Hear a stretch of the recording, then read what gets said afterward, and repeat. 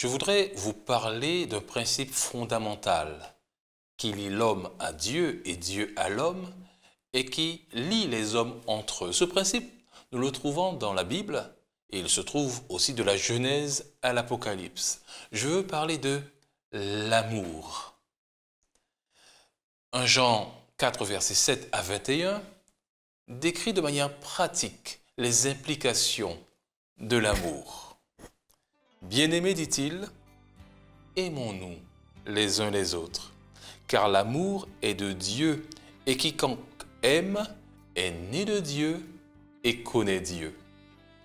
Celui qui n'aime pas n'a pas connu Dieu, car Dieu est amour.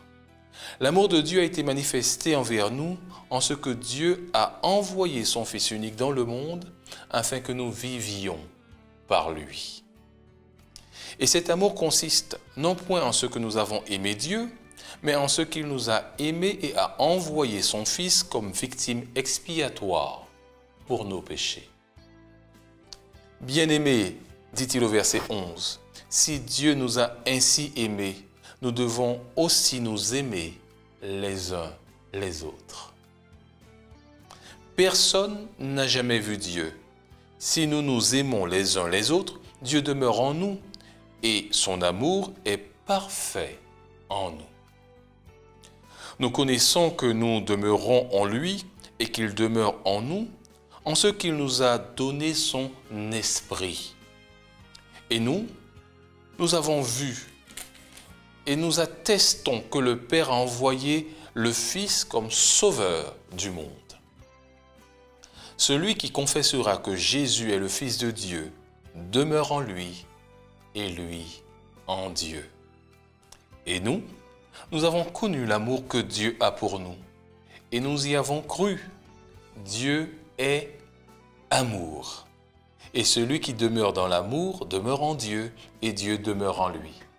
Tel il est, tel nous sommes aussi dans ce monde. C'est en cela que l'amour est parfait en nous, afin que nous ayons de l'assurance au jour du jugement. La crainte n'est pas dans l'amour, mais l'amour parfait bannit la crainte. Car la crainte suppose un châtiment, et celui qui craint n'est pas parfait dans l'amour. Pour nous, nous l'aimons parce qu'il nous a aimés le premier. Si quelqu'un dit « j'aime Dieu » et qu'il haït son frère, c'est un menteur. Car celui qui n'aime pas son frère qu'il voit, comment peut-il aimer Dieu qu'il ne voit pas? Et nous avons en lui ce commandement, que celui qui aime Dieu aime aussi son frère. Quelques citations d'Ellen White sur ce sujet fondamental doivent être considérées maintenant. D'ailleurs, elle dit que l'élément essentiel sur lequel nous devrions travailler, c'est l'amour.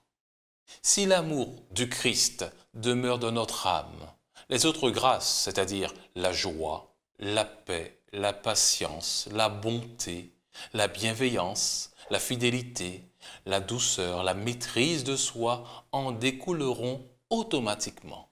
Et la loi n'est pas contre ces choses. La loi de Dieu ne condamne pas ceux qui possèdent ces qualités, puisqu'ils obéissent à ses exigences.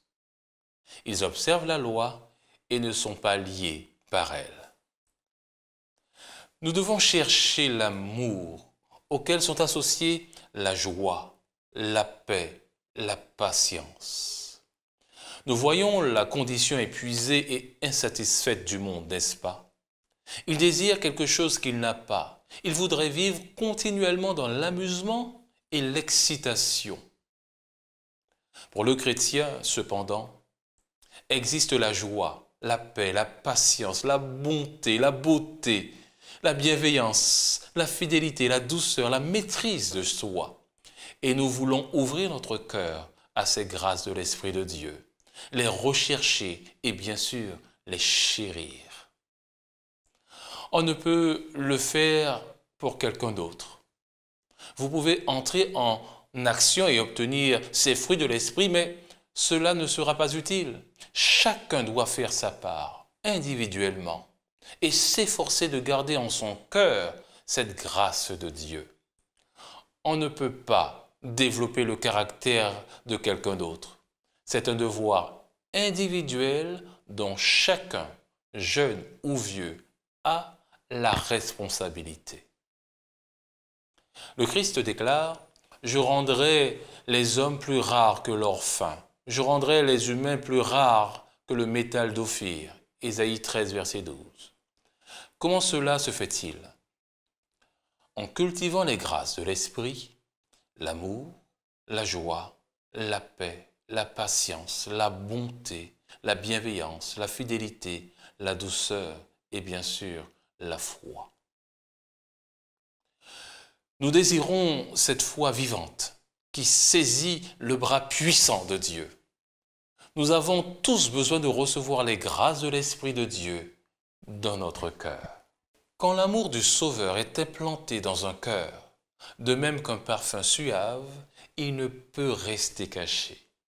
Sa sainte influence s'exerce sur tous ceux avec lesquels il entre en contact.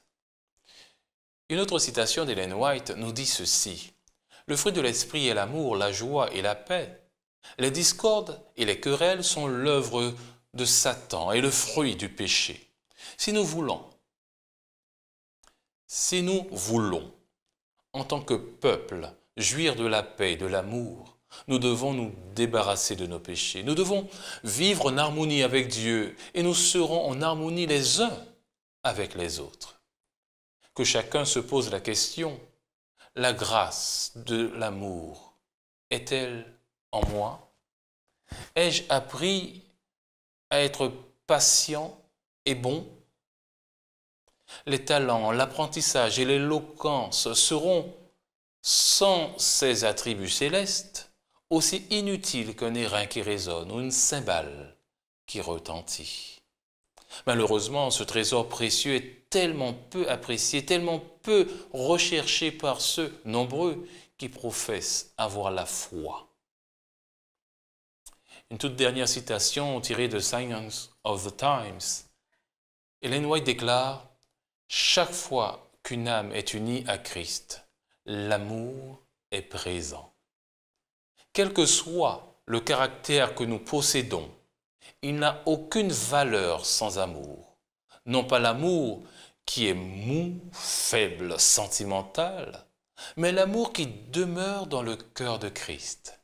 Sans amour, rien ne profite, car on ne peut probablement représenter Christ qui est amour. Que le Dieu d'amour vous fortifie et vous bénisse, et demandons-lui en cet instant de développer cet amour dans notre cœur par le biais d'une prière. Éternel notre Dieu, merci de nous rappeler que tu es amour.